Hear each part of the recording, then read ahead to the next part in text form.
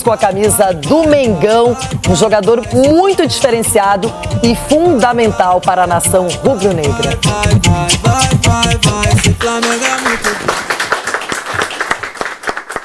A emoção tomou conta de Bruno Henrique ao relembrar de sua trajetória até aqui. Eu sou um cara iluminado e abençoado, porque foi Deus que me colocou aqui.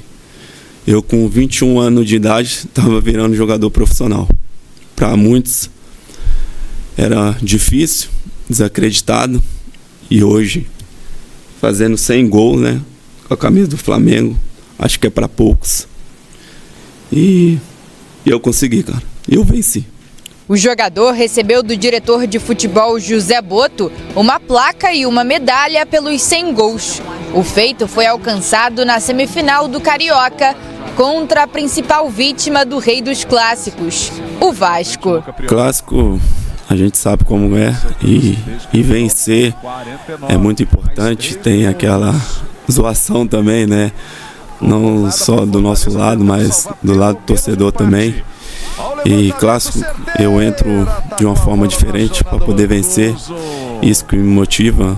Desde 2019, vestindo a camisa do Flamengo, Bruno Henrique esteve em campo em 288 partidas. São 15 títulos conquistados, além da marca de 100 gols.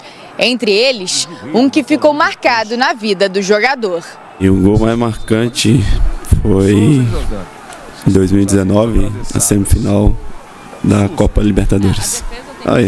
Tive vários jogos inesquecíveis aqui no Flamengo. Se eu for citar vários aqui, eu vou ficar aqui até mais tarde, mas deixo também esse jogo contra o Grêmio na semifinal da Libertadores. Agora o atacante entrou para uma lista seleta de jogadores que fizeram 100 gols pelo Flamengo. O único do atual elenco que ocupa o ranking é Pedro, com 135 redes balançadas pelo time carioca. Quando eu cheguei aqui no clube, né, ainda um pouco meio desconfiado na parte de fora, e eu sabia quem eu era e o que eu poderia entregar para esse clube. Então, meu dia a dia, desde aquela época até hoje, não mudou em nada. Eu sou um cara que trabalho bastante. Bruno Henrique segue no departamento médico, se recuperando de uma lesão na coxa direita. A expectativa é que ele esteja apto para atuar na primeira rodada do Brasileirão contra o Internacional no Maracanã. Bruno Henrique sendo homenageado pelo Flamengo, acho importante esse reconhecimento. É uma marca, não é só centenária, mas como é muito raro um jogador alcançar esse feito, e no Flamengo. Então ele não é o cara que bate todos os pênaltis, tinha o Gabigol, aí depois teve o Pedro. Então agora que ele tá de novo jogando nessa função improvisado, mais como um 9 mesmo, como um centroavante, mas mesmo assim ele se locomove muito, ele aproveita os espaços em campo. Quando a gente começa a perceber os gols marcados pelo Bruno Henrique, a variedade, o repertório é vasto. Ele tem que comemorar, sabe por quê? Em outro patamar. Isso, outro patamar. Ele tem que comemorar muito, porque para alcançar o artilheiro do Flamengo, o artilheiro mor do Flamengo, que é o nosso galinho, Zico. Um beijo pro Zico, sempre acompanha o programa. Mais de 500 gols. Tem que comemorar 100, 101, 102, porque 500 e lá vai pedrada, só o galinho. O galinho todo final de semana você escutava gol do Flamengo. E ela era o galinho. O Pedro também tem uma ótima marca no Flamengo, mas o Pedro aí é o cara que é responsável pelo pênalti, não é? Que tem também aquela presença muito importante dentro de área. E não é, o Pedro não é só do Flamengo, né? O Pedro é um jogador da seleção brasileira, só não tá lá porque ainda segue no DM. E encaixou na seleção, e é difícil encaixar na seleção brasileira. Tomara que volte no mesmo nível. Isso, encaixar no Flamengo e na seleção brasileira, é difícil. Agora, chegar essa margem aí que chegou o Bruno Henrique e se emocionando, a gente se emociona aqui também. Parabéns, Bruno Henrique, aí pelo caminho que você plantou aí no Flamengo, um caminho maravilhoso de gols aí, em clássico então, nem se fala. Ele também apareceu naquela lista do Dorival Júnior, aquela pré-lista, não é? De convocados para a seleção brasileira. E vai até 50, né? 52, acho que. 52? É. É porque tem gente falando que já tá na lista com o número 60, de 60, 61. Não existe, viu, Everton? Ele falou que o Hulk tá lá também, nessa aí tá no número 62 na escala do... Para, velho. É até 53, né? Ó, eu quero falar de um assunto que interessa muito para você. Que fica claro que agora, em termos de elenco e qualidade do banco de reservas, o Flamengo está melhor servido, né? Então eu não acho uma loucura o Bruno falar isso. Obviamente ele mesmo diz, né? Sem desmerecer ninguém. Você tinha o Diego Ribas, super vencedor pelo Flamengo já no final da carreira em 2019, ali sendo importante também no título da Libertadores quando entra e etc. Mas você compara ali, pô, Michael ou Berril? Acho o Michael mais útil. Até o Luiz Araújo tá jogando muita bola. O Rodolfo, ou a gente estava na tela com o Léo Pereira. Então, você analisando assim, eu vejo um elenco que tem tudo. Assim, o Flamengo tá metendo medo em todo mundo esse ano. Isso não é novidade. Tá jogando bem, é o melhor time do futebol brasileiro nesse início de temporada. Havia terminado 2024 já bem. E esse ano começa de uma forma avassaladora. Aí ganhou o título carioca, assim, de forma... sem desrespeitar os rivais, de forma protocolar, de forma tranquila. Então, pensando agora que a brincadeira começa de verdade, né? Libertadores, Campeonato Brasileiro, chega com um elenco que, pô, tem condições ali de você distribuir. Tanto que a gente estava falando aqui, pô, Léo Pereira é titular ou não é? Né? Pode ser titular numa competição e reserva em outra, né? Porque tem elenco para isso. Vocês concordam? Eugênio. Eu acho que a comparação de elencos ela é muito favorável ao atual. Sim. Também dentro de um contexto, né? 2019 foi o primeiro ano dessa guinada do Flamengo, né? Depois da reorganização financeira, o primeiro ano em que o Flamengo investe pesado na montagem do time. Ele vinha construindo o elenco, contratou ali o Guerreiro, depois chegou o próprio Diego, chegou o Everton Ribeiro, mas em 19 eles levam Bruno Henrique, Gabigol, Rafinha, Felipe Luiz, Pablo Mari. Então eles vão encorpando o time ali, eles encorpam em 2019. Então ali era a montagem de um elenco que tinha um time titular muito forte, mas um reserva não no mesmo nível, tanto que se falava muito que o Jorge Jesus não poupava ninguém. Não poupa ninguém, que nem aquela música lá dos Engenheiros do Havaí. Então você tinha um time titular que jogava quase sempre, e o Flamengo conseguiu fazer isso porque foi eliminado muito cedo naquela ocasião da Copa do Brasil, né, pelo Atlético Paranaense, e depois conseguiu ter ali algumas semanas para descansar o time e jogou num altíssimo nível. Até o final do ano. Eu acho que ainda era o que o Flamengo do Jorge Jesus jogava, ainda é mais do que tem jogado esse time atual, que pode chegar lá, pode chegar no mesmo nível, mas ainda está no início de ano, vem só de campeonato estadual, pode ser que ao longo da temporada até supere aquele time de 19, que foi para mim o grande time dos últimos anos no futebol brasileiro, mas que não tinha no banco exatamente o mesmo nível de jogadores que tem hoje. Durante esse período de 19 para cá, o Flamengo foi gradativamente melhorando o seu elenco, alguns saíram, mas outros, sempre que chegam jogadores, no mínimo, para brigar por posição. É raro o jogador do Flamengo que vem, esse aqui vai ser o reserva do reserva. Não. Normalmente, o jogador que chega é jogador para ter condição de ser titular, e por isso esse elenco hoje, que é um elenco realmente de altíssimo nível. Então, nesse aspecto, parece que sim. Agora, enquanto o Flamengo evoluía o seu elenco de 19 para cá, outros times também evoluíram. Isso é verdade. É um Acho bom que ponto. o marco do Flamengo, competitividade, né? do Jorge Jesus de 19, é uma revolução no futebol brasileiro. O futebol brasileiro melhorou a partir dali, porque os outros tiveram que correr atrás também para tentar acompanhar naquele ritmo. Palmeiras, Galo. E vários outros clubes cresceram e hoje estão jogando mais. O futebol brasileiro hoje é melhor. Tem mais grana no mercado também. Tem mais grana no mercado, mas também tem uma corrida por qualificação dos treinadores, né? Você vai buscar, a partir do Jorge Jesus, que se inundou o futebol brasileiro de técnicos portugueses.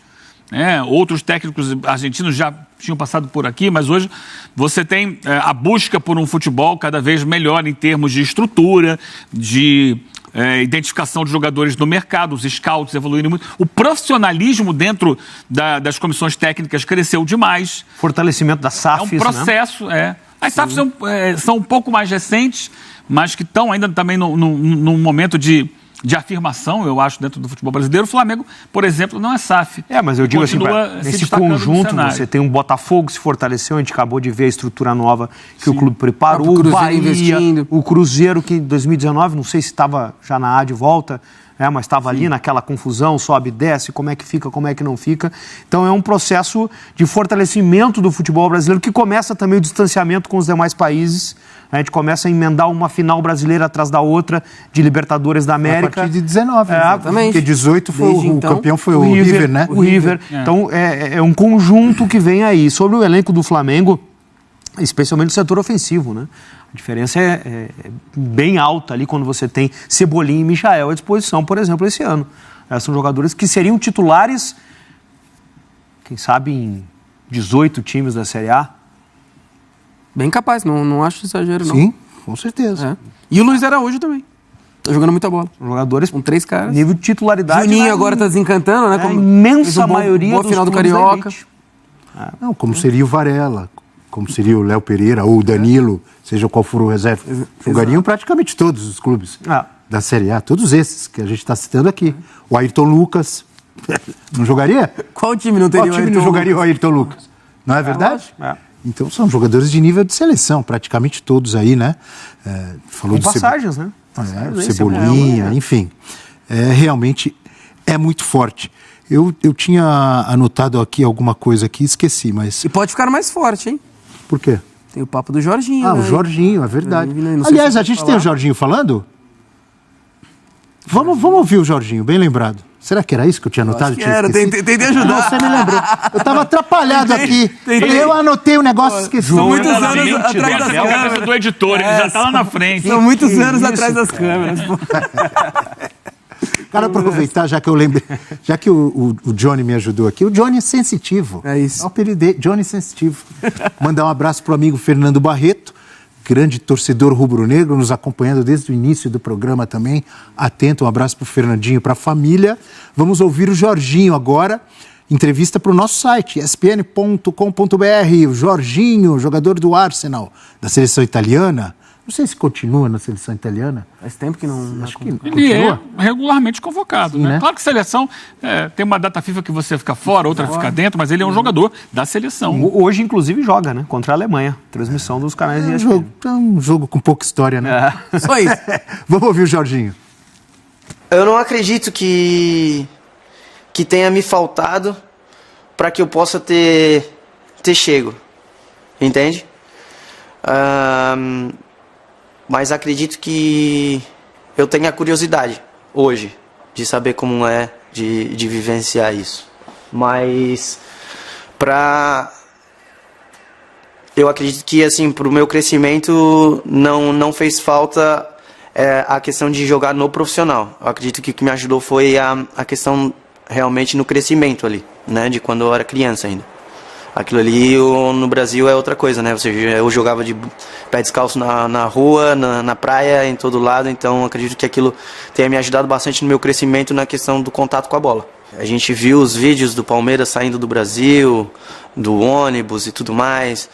Então é algo que que o treinador, que o Thomas, ele quis deixar bem claro para mostrar a importância do que era pro futebol brasileiro aquela competição, para que a gente não chegasse desmerecendo a competição e não desse a devida importância, né? E acabasse entrando em campo com menos motivação que o adversário. Então, eu lembro bastante dessa ênfase, né? Da diferença, da importância principalmente para a torcida.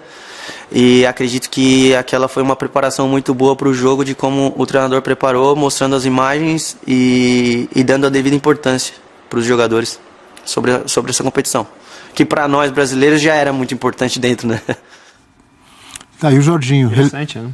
Relembrando quando o Chelsea enfrentou o Palmeiras, né? Isso, em 2021. E falando, se eu entendi bem, o quanto ele sentiu ou fez falta, talvez, para ele não ter jogado um início de carreira no Brasil. Exato. Nunca jogou no Brasil, fez base no Elas Verona é um jogador de poucas camisas na carreira, né? Se pensar, Elas Verona, Napoli, Chelsea e Arsenal. E, pô, por ser ele até brinca, né? Jogar descalço no Brasil quando era moleque e tal, sem dúvida. Eu imagino assim, por ser brasileiro, ter crescido fora do seu país, longe, etc. Hoje basicamente considerado também italiano, e por defender a seleção italiana, etc. Esse desejo do Jorginho não é de hoje, né? Ele fala, tem essa curiosidade que ele cita, né? Já houve um namoro ali entre Palmeiras e Jorginho, quando o Palmeiras depois acaba optando por tentar seguir com o Andreas Pereira, acabou ficando sem nenhum dos dois, né? E agora com o Flamengo. O Jorginho tá aqui, né? Uma perguntinha pra você aí, ó. Cereja do... Pô, sem dúvidas. Eu acho que é um cara que, assim, é um momento. Se tem um momento pro Jorginho jogar no futebol brasileiro, esse momento é agora.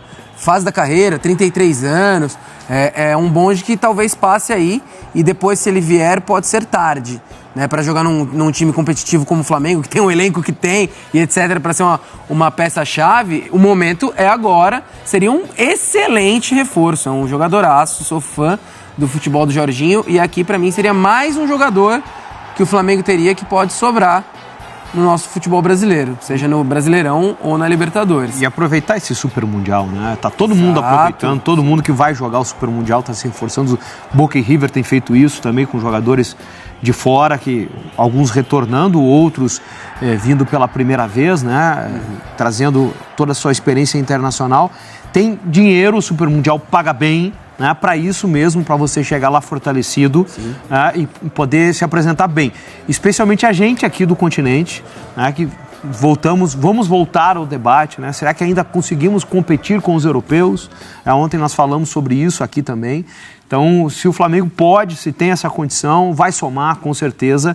E vem uma janela muito forte de meio de ano. Sim. A gente pode esperar isso de novo, né? Uma janela muito robusta desse meio de ano, porque ela vai ser parecida com a janela da Copa do Mundo, onde você muda, às vezes, a característica do seu time.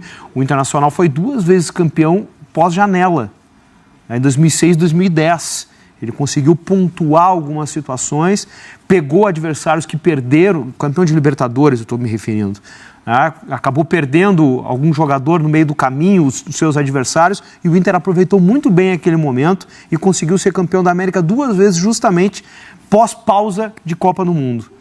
E agora não é Copa do Mundo, mas é muito parecido. A gente vai ter um mês de intervalo aí. O Jorginho que tá aqui, né, Eugênio? Tá aqui no Brasil. Ele não tá na seleção para essa data FIFA. No Rio de Janeiro, né? Tá no Brasil. Não tá para essa data FIFA. São jogos contra a Alemanha, né? Quarta final da Nations League. Mas ele é um jogador, por exemplo, em 2024 fez 7 jogos pela seleção italiana. 2024, o ano que acabou de terminar. E agora temos a primeira data FIFA de 2025. Então é um jogador que está sempre ali, circulando na seleção italiana.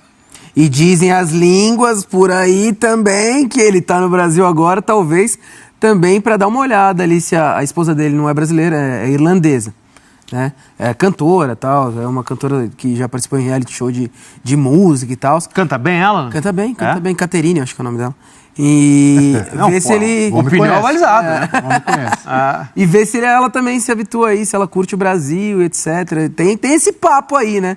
Para deixar o torcedor do Flamengo um pouco mais instigado com a possível contratação do Jorginho. Ô, Eugênio, cereja do bolo. Exagero? Eu acho que sim, porque, para mim, sim, cereja do bolo. Quem é a grande estrela de um time de futebol? É o centroavante. É o centroavante ou então o 10. São os caras que jogam no ataque. O Jorginho não é atacante. O Jorginho é um construtor. É um volante de excelente passe, bate pênalti e tal. Mas ele não é assim, não é um jogador estrela do time. Eu acho que se vier é um excelente reforço, qualifica muito, mas a cereja do bolo para o Flamengo esse ano, quando voltar, vai ser o Pedro. Que aí é o cara que vai botar a bola na rede.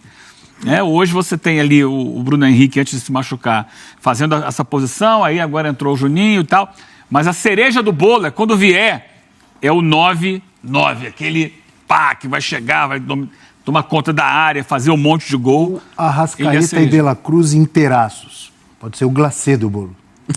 Pode ser. Bom, imagina, Gerson, Jorginho, Arrascaeta e De La Cruz. Tá sacanagem, né? Nossa. É muito forte. Só de você começar o meio com Gerson e Jorginho, cara, pô, tá louco. É muito forte. Aí quem ia rodar nessa sua Pulgar. escalação aí é o Eric Pulgar. Talvez, Ficaria... mas é isso. Muita gente boa, né? Vai reforçar o banco, aquele que a gente falou. Mais um pro banco estrelado do O Flamengo. Eric Pulgar, até me lembrou o Leon aqui, sempre elogiado pelo Felipe Luiz, não é? O Felipe é fanzaço. Ele tem jogado bem mesmo. Sim, é muito bom jogador. É aquela coisa do Flamengo, vai buscar jogador que chega para jogar ou no mínimo para disputar posição. Eu não sei se ele tiraria o Pulgar, sinceramente, porque é um jogador de mais pegada ali no meio de campo. Talvez ali quando o Arrascaeta não estivesse bem, etc, né? Então colocar o Jorginho um pouco para frente. Bem, o fato é que... Dor de cabeça boa, né, Eugênio? Pô, tá louco. Vai montar o time, cada semana é um time, porque você tem jogador que se machuca, às vezes você vai poupar alguns, colocar outros, montar o time no dia a dia. Agora, é um jogador que chega para qualificar as possibilidades, né, as opções que o Felipe Luiz vai ter. Isso aí é indiscutível, com muita experiência e com muita qualidade de toque de bola. Então, vamos esperar para ver como é que vai ser o quebra-cabeças do Felipe Luiz, só com peças de altíssimo nível. O problema é quando não tem, né? Aí complica. Essa dor de cabeça todo treinador quer. Vai jogar Libertadores, vai jogar Super Mundial, vai jogar a Copa do Brasil, Brasileirão. Tá tudo certo. Tem que rodar. Obrigatoriamente tem que rodar. A gente estava até ouvindo, o Plihal ouviu, né? O BAP. Sim. Na prévia do sorteio lá. E ele falou, né? O Flamengo deve jogar pelo menos 74. Ele está mais ou menos colocando aí. Pode chegar a 81 jogos. Nossa, muito na jogo, temporada, que termina no dia 21 de dezembro. Agora, depende. Não sei como é que vai ser essa situação. Ninguém se pronunciou sobre isso, porque o campeão da Libertadores vai jogar aquele Intercontinental, que o Botafogo jogou ano passado. Só que esse Intercontinental vai acontecer enquanto o brasileiro estiver correndo ainda, porque o brasileiro vai até 21 de dezembro. Então, se o campeão da Libertadores for um time brasileiro, como é que faz? Vai ter que pra jogar a logística, onde vai ser disputado o Intercontinental? Eu acho que é lá de novo no Catar, né? Se for de novo no Catar, imagina, com o Brasileirão rolando, cara. Como é que vai fazer? Vai viajar um time pro Catar, outro fica... E se estiver disputando o título do brasileiro? Manda pra lá que time? Então esse calendário maluco gera esse tipo de situação. Então quanto mais jogador bom você tiver, melhor. É isso. E lembrando que vários desses bons jogadores do Flamengo servem às suas seleções. A brasileira está com bastante gente agora, mas tem a chilena, tem a uruguaia, e assim vai. Né? Equatoriana, né? Equatoriana, e tem mais o Jorginho, que daqui a pouco com a italiana. É claro que a data não tem jogo na data FIFA, mas tem a ida e a volta. Exato. Né? O jogador chega descontado, né? Vai jogar na altitude, vai jogar um lugar mais distante, aí você já perde o atleta. Então, ter grupo é fundamental para ganhar. E tem um que foi, inclusive, jogador de Copa do Mundo. O Alexandro, lateral esquerdo, que falou já sobre o Mundial.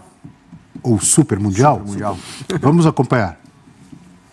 Bem, todos estamos super empolgados para esse momento. Acho que tem vários jogadores aqui que ainda não vivenciou jogar contra grandes equipes, principalmente europeias. Então isso vai ser uma grande chance para eles vivenciar esse tipo de sensação. E também muitas vezes aqui no Brasil se compara muito a qualidade, seja do Brasil, da Sul-América com a Europa. Então realmente nesse campeonato a gente vai conseguir ver isso. A minha expectativa é grande. Sabemos que tem muitas coisas que vai acontecer até essa partida, porém estamos já nos preparando também mentalmente, porque vai ser um jogo diferente de todos aqueles que estamos acostumados. Mas como sempre vamos fazer o nosso melhor e antes de pensar no Chelsea vamos pensar na nossa equipe. O Flamengo sempre tem o objetivo de fazer o melhor em qualquer competição que entra. Esse sempre é o nosso objetivo, de entrar nas competições, chegar ao fundo para ser campeão. E vamos fazer o nosso melhor. E esse nosso melhor vai ver até onde a gente vai chegar. antes de pensar no Chelsea, temos que pensar no Flamengo, viu, Luque? Tá bem, e tá correto. A gente está falando e com justiça do Flamengo, que fez uma ótima primeira parte, debatemos isso ontem também, o parâmetro do estadual, a declaração da diretoria, essa imagem era de ontem, do treino aberto, né? A conversa do Pedro e do Léo Pereira, a gente achou que era ele, não sei se dá para ver bem agora. Acho que é o Léo Pereira, sim. Parece que era ele, enfim, tá tudo certo, mas o Flamengo tem que também fazer acontecer, né? E agora a régua, ela muda, a vara, ela sobe, e você vai precisar ter essa entrega. O elenco é muito bom, o time vem jogando bem, mas muda a parceria, né? Muda o adversário. Então vai precisar confirmar isso aí. E tá certo, é o Flamengo primeiro, tem que ver como ele vai se comportar na ida e volta de viagens continentais, nessa ida para o Mundial e retorno, jogador que vai para a seleção e volta. Semana que vem, tá todo mundo aí, tá todo mundo bem pós-seleção, todo mundo inteiro. Vai dar para começar com o time completo Brasileirão. Tem com o Inter já, né? FIFA, né? Que sempre pega jogadores aí do mundo inteiro. Pega, sempre. E agora o duelo é contra o Inter. Estreia no Brasileirão. Abertura do Brasileirão. Sábado, dia 29 de março, Flamengo e Internacional. Baita pega. Jogaço. E aí? Já é diferente você enfrentar os times do estadual, com exceção dos grandes. Os jogos entre Inter e Flamengo ano passado foram muito bons. Exato. Os dois. E vem de novo, belíssimos duelos aí. O Inter empolgado, também com um bom time. A gente vai ter a real medida desse super Flamengo, que a gente falou ontem e tá falando agora também. Agora é a Vera, né? Agora é a Vera. A gente analisando aí que vai ter Inter pela frente. Logo na sequência, estreia da Libertadores fora contra o Deportivo Táchira. Que assim, pode não ser um excelente clube, né, Eugênio? Mas pegar o Táchira lá sempre é chatinho. Lá ele sempre dá trabalho. Sempre dá trabalho. Deve dar, mas lá dá trabalho? Táchira dá trabalho? Lá é chato. É o grande da Venezuela, né? É um dos grandes da Venezuela. Um dos campeões. Nossa senhora, né? Atual bicampeão. Claro que tecnicamente é inferior ao Flamengo, bem inferior. Mas o jogo lá sempre é um jogo enrascado. Pode ser que o Flamengo passe por cima disso com facilidade, mas eu lembro de vários jogos em que times grandes brasileiros foram lá e tiveram dificuldade para jogar. Já tem um palpite. 3-1 Flamengo. Lá? Tá bem? Lá. Ousado. A bola não é redonda? Lá aí ele começa a comprovar os 70%, o super elenco. Começa. É isso aí, agora é hora de ver. Estou menosprezando o time do Táchira aqui. É que o Flamengo é muito forte, sinceramente, eu mal conheço o time do Táchira. Eu estou falando pela força do Flamengo, só isso. E até falando da força do Flamengo. Que eu posso quebrar a cara. E respondendo a pergunta aqui abaixo. Não. Eu acho que sim, gente. Eu acho que é o time brasileiro com mais chances de tentar surpreender o mundo no Super Mundial, né? Até porque ele fala do Chelsea e tal, a estreia não é contra o Chelsea, né? O Flamengo pega primeiro o Esperance. Segundo depois o o Flamengo. Celso Unzel,